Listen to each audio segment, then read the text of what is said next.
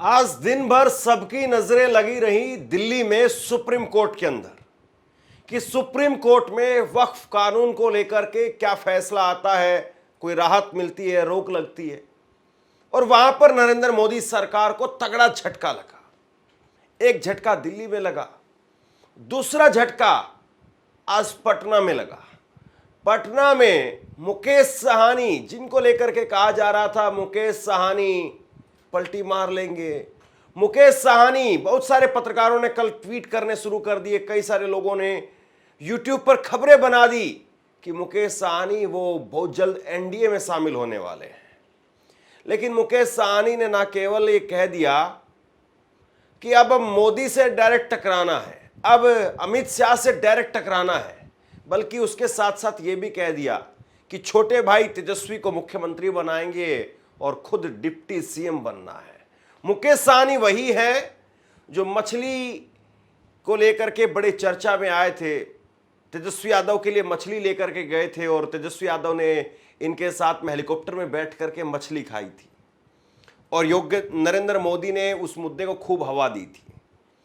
आज इंडिया गठबंधन की, जिसमें सारे घटक दल शामिल थे, कांग्रेस पार्टी, आरजेडी, लेफ्ट की तमाम पार्टियां, मुकेश साहनी, ये सारे दल एक साथ थे और उसके बाद में तस्वीरें उभर करके आई, हाथ मिला रहे हैं, सब एक साथ नजर आ रहे हैं। सब तेजस्वी यादव सेंटर में है और आरजेडी के ऑफिस पर ही ये बैठक हुई। तेजस्वी यादव को लेकर के कहीं ना कहीं सेंटर में रख करके बैठक थी, लेकिन चर्चा इस बात की है कि कौन कितनी सीटों पर लड़ेगा। तेजस्वी यादव को सीएम प्रोजेक्ट किया जाए, लेकिन कब किया जाए।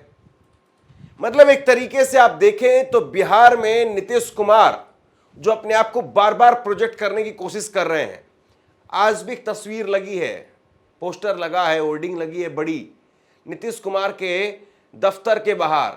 जरा ये देखिए, 25 से 30 फिर से नीतीश। तो नीतीश तुकबंदी में लगे हुए हैं, नीतीश कुमार तुकबंदी में लगे हैं कि किसी न किसी तरीके से उनके नाम की आधिकारिक तौर पर घोषणा कर दी जाए, लेकिन घोषणा हो नहीं रही है। उनके बेटे निशांत कुमार, उनकी बातों पर तो हंसी आने लगी है। वो कह रहे हैं कि अमित अंकल बोल करके गए हैं नीतीश जी के नेतृत्व में ही चुनाव लड़ेंगे। अब बताइए आप किस पर तरस खाएं। से अनुरोध है कि जो 2010 में बहुमत दिया उससे भी ज्यादा दे। कह रहे कि चुनाव के बाद नीतीश कुमार मुख्यमंत्री नहीं बनेंगे जी, विपक्ष के लोग कह रहे हैं कि चुनाव के बाद नीतीश कुमार को मुख्यमंत्री भाजपा नहीं बनाएगी। क्यों नहीं बनाएगी? अभी अमित अंकल बोल के गए हैं कि सीएम बनेंगे पिताजी। सम्राट चौधरी कह रहे हैं कि 15-15 साल तक हमारे नेता हैं, तो फिर कोई सवाल ही नहीं उठता है, साफ साफ है वो सीएम। आज इंडिया गठबंधन की बैठक हुई तो उस इंडिया गठबंधन की बैठक में तेजस्वी यादव के बगल में मुकेश साहनी बैठे हुए थे और इससे पहले मुकेश साहनी ने एक बड़ा कार्यक्रम किया, सम्मेलन किया अपने नेताओं का, और उसमें मुकेश साहनी ने कहा कि भाजपा वालों कान खोलकर सुन लो, निषाद आरक्षण से कोई समझौता नहीं होगा। और उन्होंने कहा कि दलीप जायसवाल के साथ में हमारे रिश्ते अच्छे हैं, तो कई पत्रकार कुछ भी लिख देते हैं, लेकिन अगर भाजपा से समझौता ही करना होगा तो दलीप जायसवाल से क्यों करेंगे? समझौता करना होगा तो दिल्ली जाकर के करेंगे। लेकिन भाजपा जो आरक्षण खत्म करने पर तुली हुई है, उससे समझौता नहीं होगा। मोदी से टकराने के लिए तैयार है ना? अमित शाह से टकराने के लिए तैयार है ना? अभी हमारा कितना अच्छा रिश्ता है तेजस्वी यादव से। अब वो बड़ा छोटा भाई, हम बड़ा भाई मिलकर कितना अच्छा काम करते हैं। और भाजपा क्या करता है, कैसा ऐसा मीडिया में मैसेज देने का काम करेगा कि हमारा उनका दोस्ती टूट जाए, हमारा उनका भाईचारा टूट जाए, ताकि उसका मजा ले। तो भाजपा वाले कान खोल के सुन लीजिए, आप कितना भी हमारे दोस्ती में, कितना भी भाईचारा में अगर दरार डालना चाहते हैं तो इसमें आप कामयाब नहीं होंगे। भाजपा है ना इस देश के नोटंकी वाला पार्टी है। अरे भाई दिलीप जायसवाल जी, आपसे मेरे अच्छे संबंध है, ये भी सही है, लेकिन मेरा इतना दिन बुरा नहीं है कि बिहार के नेता से मैं बात करूंगा। भाजपा का बड़का दिल्ली वाला नेता से बातें नहीं करते हैं, तो हम यहाँ के छोटे भैया नेता से बात करेंगे। अब बताइए, जिसका अपना कोई वजूद नहीं है, आज प्रदेश अध्यक्ष है, अब 2 साल के बाद देखिएगा हटा देगा, दूसरा पद हो जाता है। तो हम आपसे क्यों बात करें? अब बातचीत कुछ नहीं होगा। बड़े लोगों में और छोटे लोगों में बातचीत नहीं होता है। बड़े लोगों और छोटे लोगों में समझौता होता है और हम लोग समझौता करने के लिए तैयार नहीं है। हम हालात से समझौता करने के लिए तैयार नहीं है। हम खून बहाएंगे, हम फांसी पे चढ़ जाएंगे, हमें परवाह नहीं है। जब तक आरक्षण नहीं होगा तब तक भाजपा से कोई दोस्ती नहीं होगा, कोई दोस्ती नहीं होगा। और आरक्षण नहीं कीजिएगा तो दशरथ मांझी के जैसे तमाम हमारे युवा साथी हैं, आपके सीने पर चढ़कर सीना तोड़ने का काम करेगा। आप लोग तैयार है ना? मोदी से टकराने के लिए तैयार है ना? अमित शाह से टकराने के लिए तैयार है ना? तो एक तरीके से इंडिया गठबंधन का परिवार अब बड़ा होता जा रहा है। मैंने 2 दिन पहले ही आपको खबर दिखाई थी और अब खुल करके मैदान में आ गए हैं पशुपति पारस। पशुपति पारस ने कहा कि देश में 2 ही गठबंधन है, एनडीए को हराने के लिए इंडिया गठबंधन को मजबूत करना होगा, सभी छोटे छोटे दलों को मिलाकर एक बड़ा गठबंधन बनाना होगा, बिहार के लोग बदलाव के मूड में हैं। तो उन्होंने भी ये साफ कर दिया है कि वो भी अब बीजेपी के झांसे में या बीजेपी के साथ में आने वाले नहीं हैं। इस बात को जोर जोर से कह रहे हैं, बार बार कह रहे हैं। तो यानी बीजेपी के लिए अब कुल मिलाकर के देखें तो नीतीश कुमार हैं। नीतीश कुमार को बीजेपी चाहती हुए भी आगे नहीं ला पा रही है। नेता बीच बीच में बयान देते हैं लेकिन कहीं ना कहीं मजबूरी भी दिखाई दे रही है। दिलीप जायसवाल का बयान आप देखिए, बिहार भाजपा के अध्यक्ष दिलीप जायसवाल, और उन्होंने कहा निश्चित तौर पर नीतीश कुमार के नेतृत्व में हम बिहार चुनाव का प्रचार प्रसार शुरू कर चुके हैं। विपक्षी पार्टियों को लग रहा है कि अब वो विकास पर कुछ नहीं बोल सकते, इसीलिए अब दुष्प्रचार करेंगे। जिस प्रकार लोकसभा में कोशिश की, ये लोग इकट्ठा इसीलिए हो रहे हैं क्योंकि उनकी नाव डूबने वाली है। अब नाव किसकी डूबेगी, मांझी किसके साथ में रहेंगे? वो मांझी जो 34 सीटों पर 40 सीटों पर दावा ठोक देते हैं, उनके साथ बीजेपी क्या करेगी? फिर चिराग पासवान के साथ क्या करेगी? चिराग पासवान भी ऐसा लगता है कि बहती गंगा में हाथ धोना चाहते हैं। चिराग पासवान भी बार बार दावा ठोक रहे हैं कि नीतीश कुमार के नेतृत्व में ही चुनाव होना चाहिए, नीतीश कुमार को ही भी सीएम फेस घोषित किया जाना चाहिए। नीतीश कुमार ही सीएम फेस होंगे। हाँ, तो इसमें किसको डाउट है भाई? हम लोग तो कह ही रहे हैं कि गठबंधन का हिस्सा, गठबंधन का चेहरा उन्हीं के नेतृत्व में चुनाव लड़ा जाएगा और एक बार फिर से मौजूदा मुख्यमंत्री 2025 बिहार विधानसभा चुनाव परिणामों के बाद फिर से मुख्यमंत्री पद की शपथ लेंगे। इसमें किसको डाउट है? और एक मुद्दा जिसके सहारे बीजेपी कोशिश कर रही थी कि बिहार के चुनाव में बड़ा करंट पैदा किया जाएगा, हिंदुत्व की एक नई राजनीति लिखी जाएगी, वो था वक्फ कानून का। और उसकी हवा निकल गई सुप्रीम कोर्ट में। सुप्रीम कोर्ट में खुद सरकार ने एक तरीके से बैकफुट पर आते हुए कहा कि हमें समय दे दीजिए, हम ना कोई नई नियुक्ति करेंगे, ना ही किसी संपत्ति पर कब्जा करेंगे। ये सरकार ने खुद सुप्रीम कोर्ट में कह दिया। तो यानी एक तरीके से दिखाई दे रहा है कि हो सकता है कि ये बिल, ये कानून सिर्फ नाम भर कर रह जाए और इसकी अंदर की अस्थि पंजर वो सब निकाल दी जाए। और दूसरी बड़ी बात यह है, जब उत्तर प्रदेश में योगी आदित्यनाथ के सामने खड़े होकर के, जहां पर हिंदुत्व की राजनीति को एक नए लेवल पर भाजपा लेकर के गई है, वहां पर अगर अखिलेश यादव वो खामोश नहीं है, अखिलेश यादव चुप नहीं हो रहे हैं, तो भला बिहार में तेजस्वी कहां से चुप होंगे? बीजेपी लोगों से छीनना जानती है, बीजेपी लोगों से उनकी जेब से पैसा निकलवाना जानती है। इन्होंने नोटबंदी किया, सब पैसा हम लोगों ने जमा कर दिया। जीएसटी लागू किया, व्यापारी केवल कलम घुमा रहे, कंप्यूटर चला रहे, वो व्यापार खत्म कर दिया।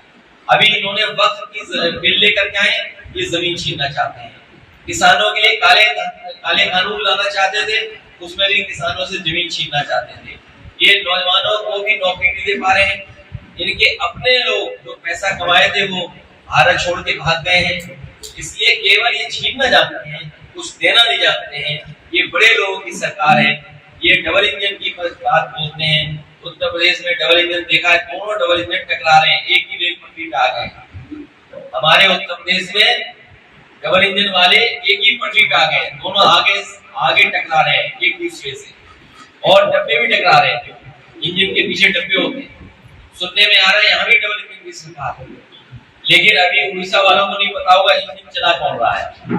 उड़ीसा वाले कंफ्यूज होंगे, उड़ीसा वाले लोग चला रहे हैं, दिल्ली वाले चला रहे हैं, बस इंजन चल रहे हैं, लेकिन इंजन कहाँ जा रहे हैं इसका कोई पता नहीं। बिहार में लेकिन यह देखना रहेगा कि कांग्रेस पार्टी क्या करेगी।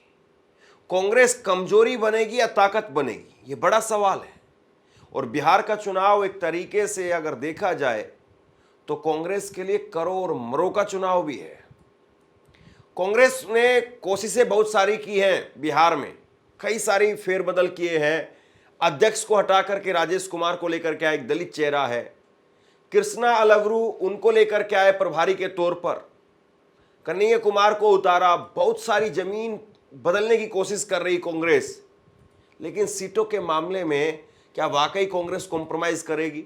जितनी सीटें मिलेगी उसमें क्या स्ट्राइक रेट के हिसाब से अच्छी बढ़त, वहां पर अच्छी जीत जो है वो कांग्रेस पार्टी दिखा पाएगी, या पिछली बार वाली हालत तो नहीं होगी? यह अपने आप में बहुत बड़ा सवाल है। अभी 70 सीट पे पिछले बार हम लोग लड़े थे, इससे कम लड़ने का सवाल नहीं है, लेकिन महागठबंधन है तो 2-4 सीट इधर उधर भी होता है, तो उससे कोई बहुत ज़्यादा ये नहीं है। लेकिन उतनी सीटें हैं, हम लोग उतने सीटों पर लड़ेंगे ही लड़ेंगे। इस बार तेजस्वी जी सीएम रहेंगे क्या? तेजस्वी सीएम के चेहरा है हम लोग के, इसमें कोई डाउट नहीं है। निश्चित रूप से तेजस्वी महागठबंधन का सबसे बड़ा दल है राजद, और उसके ऑलमोस्ट देखा जाए तो सबसे बड़े लीडर हैं तेजस्वी यादव, नेता प्रतिपक्ष है अभी। तेजस्वी ही महागठबंधन के चेहरा है, तेजस्वी यादव जी सीएम के भी चेहरा है। कितने सीट पे बिहार में पूरा महागठबंधन लड़ेगी चुनाव? 243 सीटें हैं, 243 में लड़ेगी महागठबंधन। पूरे सीटों पर, सभी सीटों पर महागठबंधन लड़ेगी। 5 पार्टियों का गठबंधन है, CPI, CPM, CPM, CPI ML, Congress और राजद, अभी तक जो गठबंधन का स्वरूप है।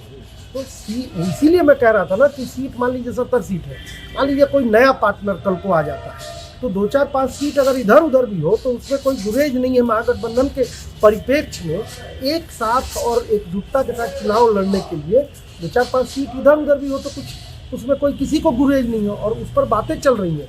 अभी आज ही मल्लिकार्जुन खड़गे जी और राहुल गांधी जी से तेजस्वी यादव जी और उनके दल के अन्य नेताओं की मुलाकात हुई है, बहुत ही सौहार्दपूर्ण वातावरण में बातचीत हुई है। फिर 17 तारीख को पटना में हमारे बिहार के जो प्रभारी हैं कृष्णा अलवरू, प्रदेश अध्यक्ष, अन्य लोग मिलकर तेजस्वी यादव जी के पास उनके साथ बैठ के फिर आगे की बात बढ़ाएंगे। तो बातें शुरू हो गई हैं, और सीटों का भी मतलब जो है एक तरह से चयन, जो छटनी होता है वो भी शुरू हो चुका है, उसकी प्रक्रिया शुरू हो चुकी है। 15 मई के बाद आपको कुछ चीज़ें पता लगने लगेंगी कि कौन कौन सी सीटें छन के आ रही हैं, कांग्रेस के पक्ष में, राजद के पक्ष में, अन्य दलों के पक्ष में, सीपीआईएमएल और सीपीएम के पक्ष में। अब कुल मिलाकर के बात यह है कि दिल्ली वाला दाव चल नहीं रहा है। दिल्ली का दाव यानी वक्फ कानून वाला दाव।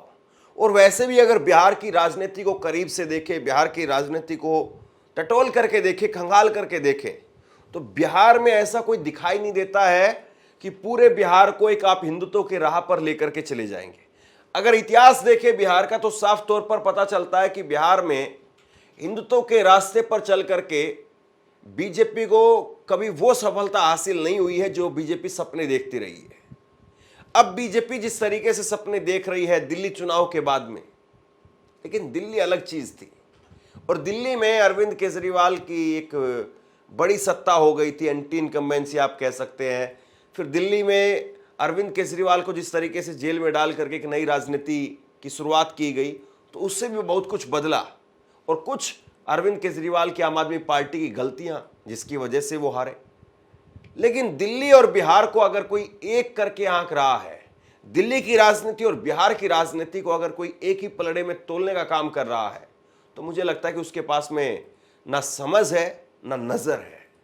अब देखना यही है कि बिहार में ऊंट किस करवट बैठता है, और बिहार में शिद्दत से राजनीति होगी, बिहार में शिद्दत से सब कुछ होगा, चाहे वो एजेंडा हो चाहे प्रोपगेंडा हो। अब देखना यह है कि किसका एजेंडा चलता है और किसका प्रोपगेंडा किसकी हवा को खराब करता है। आप क्या सोचते हैं बिहार चुनाव को लेकर के? बिहार में एनडीए या इंडिया, कौन सा गठबंधन आपको भारी पड़ता हुआ दिखाई दे रहा है? नीचे कमेंट बॉक्स में अपनी राय लिख करके जरूर बताइए। इस वीडियो को शेयर कीजिए और इसी तरह की तमाम खबरों के लिए ऑनलाइन न्यूज़ इंडिया को सब्सक्राइब कीजिए। बहुत बहुत धन्यवाद।